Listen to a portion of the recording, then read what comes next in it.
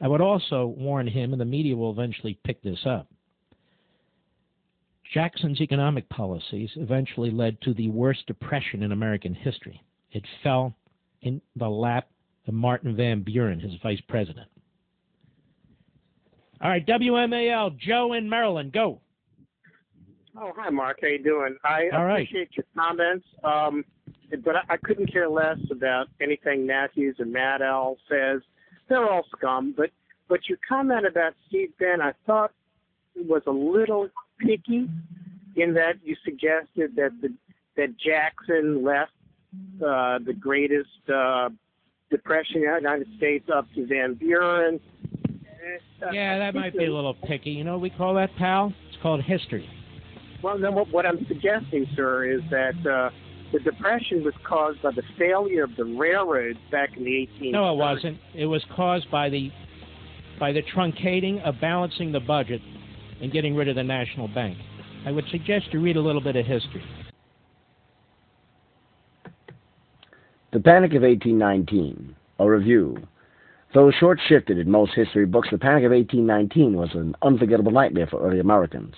Banks throughout the country were unable to make good on customers' claims for specie and were forced to close their doors. Essentially, back then, dollars, greenbacks, were backed by gold or silver, specie. You could walk into a bank and tell them to give you a dollar's worth of gold or silver.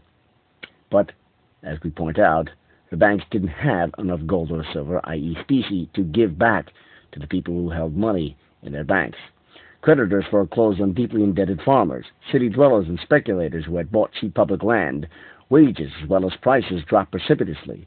Interest rates climbed, and people moaned over the scarcity of money.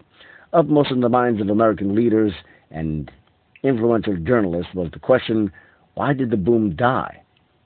The Panic of 1819 is an intensive and extremely well-styled Columbia University dissertation, and it provides answers and a fascinating history of the era. The Panic and Depression were a result of huge monetary inflation. After the War of 1812, the economy flourished as loosely chartered state banks issued redeemable notes far beyond specie. The quantity of money multiplied rapidly. In 1815 alone, banknotes increased from 46 million to 68 million. Eventually, banknotes began selling at a discount as foreigners and money brokers profitably claimed the notes for specie. In addition, the Bank of the United States began to call on branches to redeem other bank obligations. The monetary expansion ended abruptly and a wave of bankruptcies ensued. Although the 1819-1821 to 1821 Depression was relatively short-lived, the author shows how the panic served as an important training ground for future American leaders. It was during this period, for example, that General Andrew Jackson grew extremely suspicious of banks.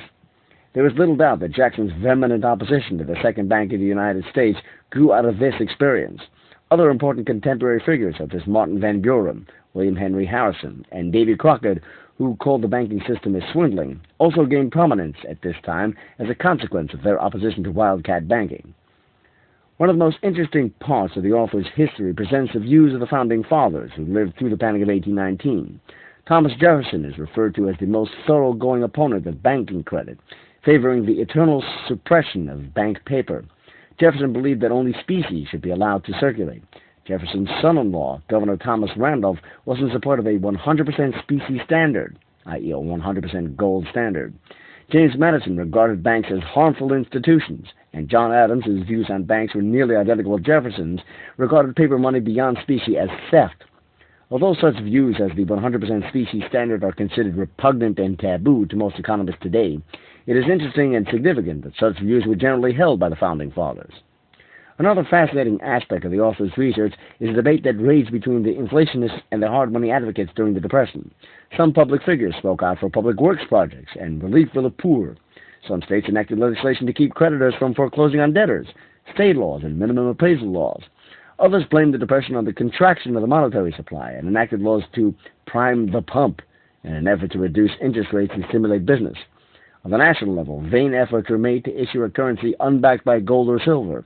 Finally, some blamed the Depression on foreign imports and sought a high protective tariff. But unlike today, the deflationists and hard money men had the upper hand.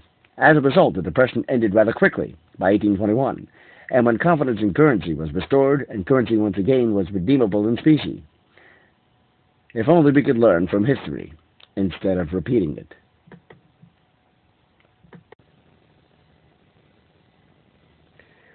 We have heard the objection 1,000 times. Why, before we had a Federal Reserve System, the American economy endured a regular series of financial panics. Abolishing the Fed is an unthinkable, absurd suggestion, for without the wise custodianship of our central bankers, we would be thrown back into a horrific financial maelstrom, deliverance from which should have made us grateful, not uppity. The conventional wisdom runs something like this. Without a central bank, or its lesser cousin, a national bank, we had frequent episodes of boom and bust. But since the creation of the Federal Reserve System, the economy has been far more stable. People who believe in a free market in banking, as opposed to these cartel arrangements, are evidently so uninformed or so blinded by ideology that they have never heard or internalized this one-sentence encapsulation of the 19th and 20th century monetary history. Modern scholarship has not been so kind to this thesis. Mainstream economists have begun to acknowledge that the alleged instability of the period before the Federal Reserve has been exaggerated, as the posted stability of the post-Fed period. Christina Romer, who chaired the Council of Economic Advisors under Barack Obama, finds that the numbers and dating used by the National Bureau of Economic Research, NBER, the largest economic research foundation in the U.S., founded in 1920, exaggerate both the numbers and the length of economic downturns prior to the creation of the Fed. In so doing, the NBER likewise overestimates the Fed's contribution to economic stability. Recessions were in fact not more frequent in the pre-Fed than the post-Fed period. Suppose we compare only the post-World War II period to the pre-Fed period, thereby excluding the Great Depression from the Fed's record. In that case, we do find economic contractions to be somewhat more frequent in the period before the Fed, but as economist George Selgin explains, they were also 3 months shorter on average and no more severe. Thus, recoveries were faster in the pre-Fed period, with the average time peak to bottom taking only 7.7 months, as opposed to the 10.6 months of the post-World War II period. Extending our pre-Fed period to include 1796 to 1915, economist Joseph Davis finds no applicable difference between the frequency and duration of recessions as compared to the period of the Fed. But perhaps the Fed has helped to stabilize real output, the total amount of goods and services an economy produces in a given period of time, adjusted to remove the effects of inflation, thereby decreasing economic volatility. Not so. Some recent research finds that two periods, pre- and post-Fed, to be approximately equal in volatility, and some finds the post-Fed period, in fact, to be more volatile, once faulty data are corrected for. The ups and downs in output that did exist before the creation of the Fed were not attributable to the lack of a central bank. Output volatility before the Fed was caused almost entirely by supply shocks that tend to affect an agricultural society, harvest failures and such, while output volatility after the Fed is to a much greater extent the fault of the monetary system. For citations on this point, for the previous paragraph, see the paper by George Seglin, William D. Last Trips, and Lawrence H. White, Has the Fed Been a Failure? Available online. Yes. The 19th century boom and bust cycles that are supposed to discredit the idea of a free market in money and banking are in fact consistently attributable to artificial credit expansions, a practice given artificial stimulus by means of various government privileges granted to the banking industry. According to Richard Timberlake, a well-known economist and historian of American monetary and banking history, as monetary histories confirm, most of the monetary turbulence, bank panics, and suspensions in the 19th century resulted from excessive issues of legal tender paper money, and they were abated by the working gold standards of the times. It is the old story of the faults of interventionism being blamed on the free market. Contemporaries, by and large, attributed the Panic of 1819, for example, to the inflationary, then rapidly contractionary policies of the Second Bank of the United States. As often happens when the country is flooded with money created out of thin air, speculation of all kinds grew intense, as eyewitness testimony abundantly records. During the years when the U.S. had no central bank, the period from 1811, when the charter of the First Bank of the United States expired in 1817, government had granted private banks the privilege of expanding credit while refusing to pay depositors demanding their funds. In other words, when people came to demand their money from the banks were allowed to tell them they didn't have the money, and depositors would simply have to wait a couple of years. And at the same time, the bank was allowed to continue in operation. By early 1817, the Madison administration finally required the banks to meet depositor demand, but at the same time chartered the Second Bank of the United States, which would itself be inflationary. The bank subsequently presided over an inflationary boom, which came to grief in 1819. The lessons of that sorry episode, namely, that the economy gets taken on a wild and unhealthy ride when the money supply is arbitrarily increased and then suddenly reduced, was so obvious that even the political class managed to figure it out. Numerous American statesmen were confirmed in their hard money views by the panic. Thomas Jefferson asked a friend in the Virginia legislature to introduce his, quote, plan for reducing the circulating medium, end quote, which the sage of Monticello had drawn up in response to the panic. The plan sought to withdraw all paper money in excesses of specie over a 5-year period, then redeem the rest in specie and have the precious metal coins circulate exclusively from that moment on. Jefferson and John Adams were especially fond of Destouches de Tracy's hard money treatise on the will, written in 1815, with Adams calling it the best book on economics ever written. Its chapter on money, said Adams, defends the sentiments that I have entertained all my lifetime, and Jefferson writing the preface to the English language edition. While the Panic of 1819 conferred some political figures in the hard money views they already held, it also converted others to that position. Conde Ragut had been an outspoken inflationist until 1819. After observing the distortions and the instability caused by paper money inflation, he promptly embraced hard money and went on to write a treatise on currency and banking in 1839, one of the great money and banking treatises of the 19th century. Treatises of the 19th century. Davy Crockett, future President William Henry Harrison, and John Quincy Adams, at least at the time, were likewise opposed to inflationist banks. In contrast to the inflationary Second Bank of the United States, Adams cited the Hard Money Bank of Amsterdam as a model to emulate. Daniel Raymond, disciple of Alexander Hamilton and author of the first treatise on economics published in America, Thoughts on Political Economy, written in 1820, expressly broke with Hamilton in advocating a hard money 100% specie-backed currency. Popular references to the Panic of 1837 today urge us to blame President Andrew Jackson for having dissolved the Second Bank of the United States. The most common argument is this: without a national bank to discipline the state banks that received the federal deposits after the closure of the Second Bank went on an inflationary binge that culminated in the Panic of 1837 and another downturn in 1839. This standard diagnosis is partially Austrian, surprisingly, in that it blames artificial credit expansion for giving rise to unsustainable booms that end in busts. But the alleged solution to this problem, according to the modern commentators, is a robust central bank with implicit regulatory powers over smaller institutions. Senator William Wells, a hard money federalist from Delaware, had been unconvinced from the start that the best way to encourage sound practices among smaller unsound banks was to establish a giant unsound bank. This bill, he said in 1816, came out of the hands of the administration ostensibly for the purpose of curtailing the overissue of bank paper, and yet it came prepared to inflict upon us the same evil, being itself nothing more than a simple paper-making machine, and constituting in this respect a scheme of policy about as wise in point of precaution as the contrivance of one of Rabelais' heroes who hid himself in water for fear of the rain. The disease, it is said, is the banking fever in the States, and this is to be cured by giving them the banking fever of the United States. End quote. Another hard money U.S. Senator, New York's Samuel Tilden, likewise wondered, how could a large bank constituted on essentially the same principles be expected to regulate beneficially the lesser banks? Has enlarged power been found to be less liable to abuse than limited power? Has concentrated power been found less liable to abuse than distributed power? End quote. As a much better solution, recommended by hard money advocates at the time, is what became known as the independent treasury, in which the federal deposits, instead of being distributed to privileged state banks and used as the basis for additional rounds of credit creation there, were retained by the treasury and kept out of the banking system entirely. Hard money supporters believed that the federal government was propping up and lending artificial legitimacy to an unsound system of fractional reserve state banks by 1. Distributing the federal deposits to them, 2. Accepting their paper money in payment of taxes, and 3. Paying it back out again. As William Gauge put it, if the operations of government could be completely separated from those of the banks, the system would be shorn of half its evils. If government would neither deposit the public funds of the banks nor borrow money from the banks, and if it would in no case either receive banknotes or pay away banknotes, the banks would become mere commercial institutions, and their credit and their power would be brought nearer to a level with those of private merchants.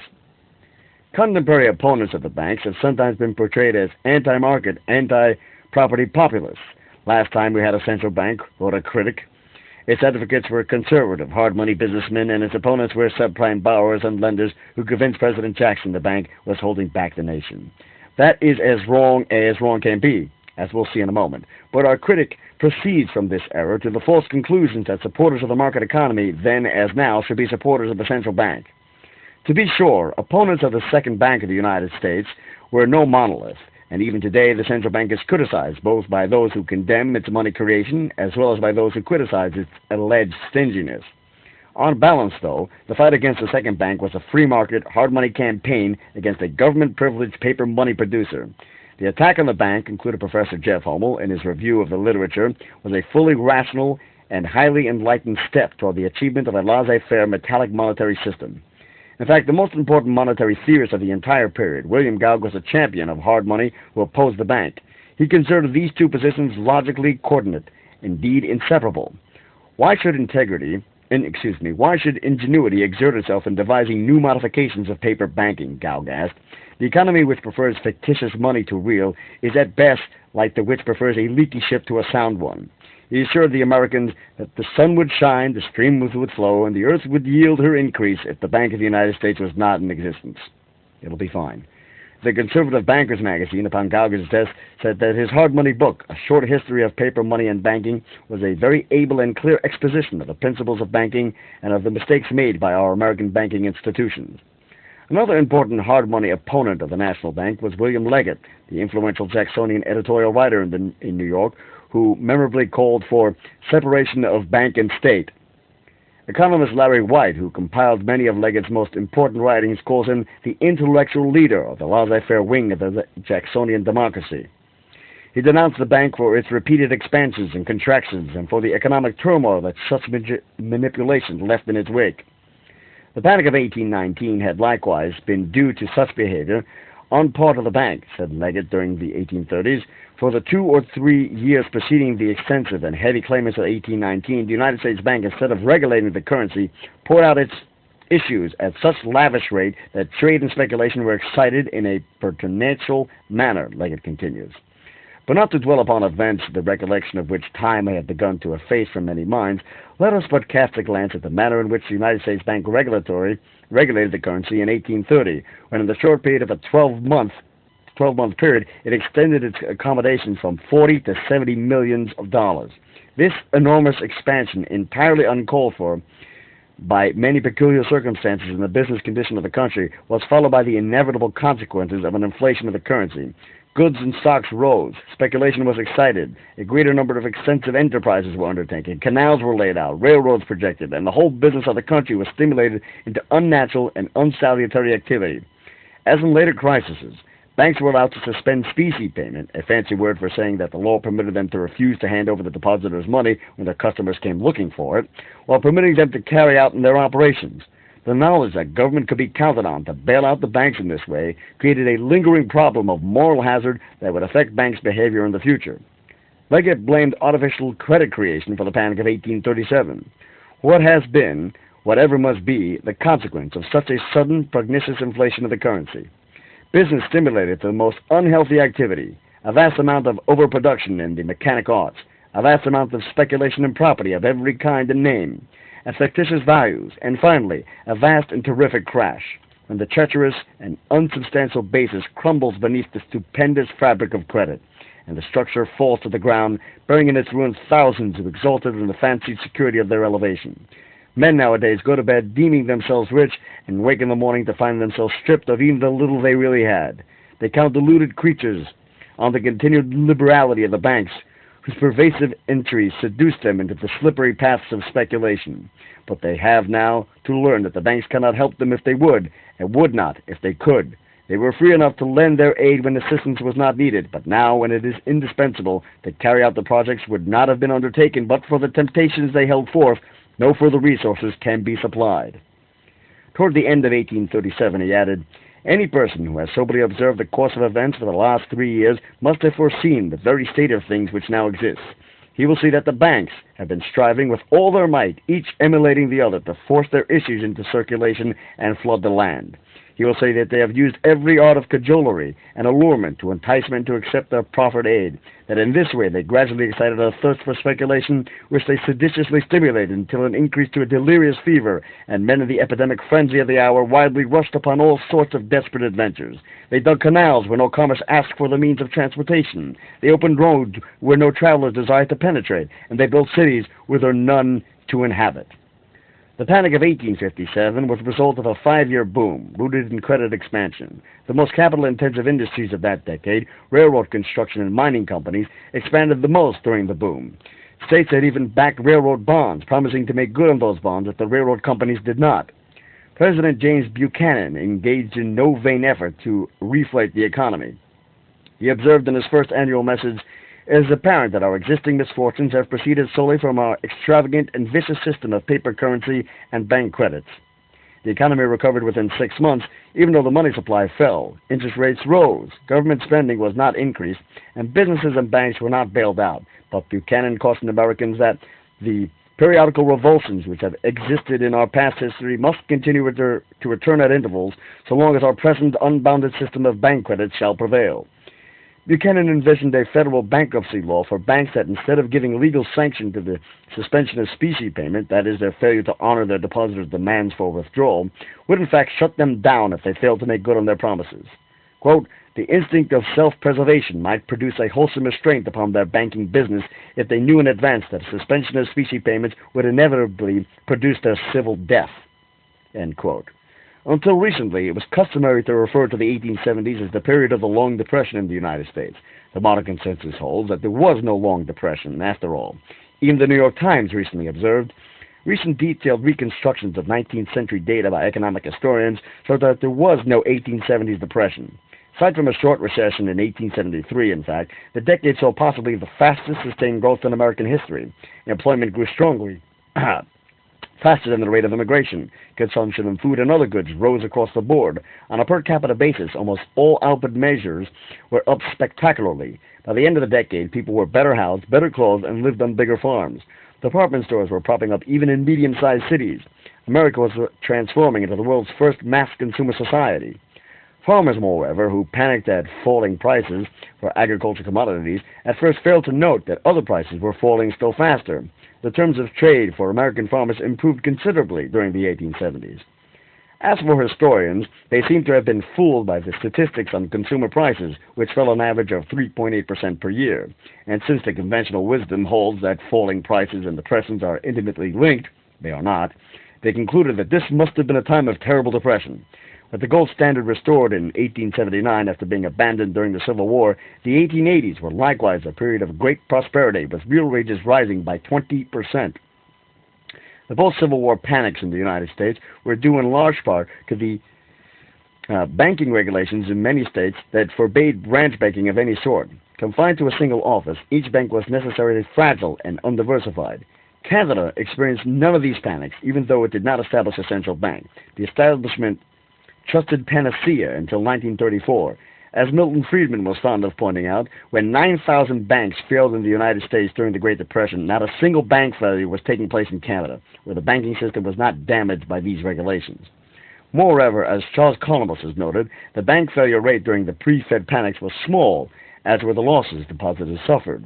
Depositor losses amounted to only 0.1% of GDP during the Panic of 1893, which was the worst of them all, with the resort to bank failures and depositor losses. By contrast, in just the past 30 years of the central bank era, the world has seen 20 banking crises that has led to depositor losses in excess of 10% of GDP. Half of those saw losses in excesses of 20% of GDP. Just from an empirical point of view, therefore, the case for the Fed is far weaker than its proponents admit or realize. Still, as in so many other areas, critics of the status quo are reflectively condemned as cranks, and alternatives are dismissed as unthinkable. But they are unthinkable only because we have allowed fashionable opinion to keep from thinking them. We have been forced into a box that confines our choices to various forms of statism. The movement to end the Fed is an astonishing and most welcome first step toward clawing our way out.